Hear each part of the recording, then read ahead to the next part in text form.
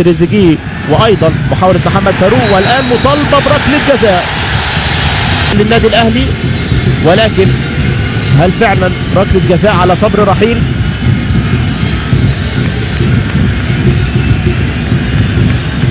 يعني مش عارف. النادي الاهلي، وياتي الان اللاعب موانزا باولى اهداف هذا اللقاء.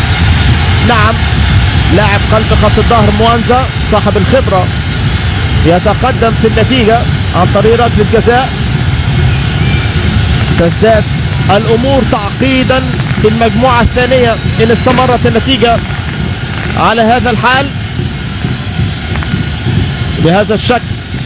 النادي الاهلي 8 نقاط، نكانا 7 نقاط، النجم الساحلي 5، وسيوا سبورت 3 نقاط. لسه النجم الساحلي يستضيف سيوا سبورت بعد انتهاء هذا اللقاء مباشرة، لكن اجمالا الامور قد تتعقد كثيرا على النادي الاهلي، تتعقد كثيرا قبل مواجهة النجم الساحلي. نادي نكانا صاحب الانتصار الوحيد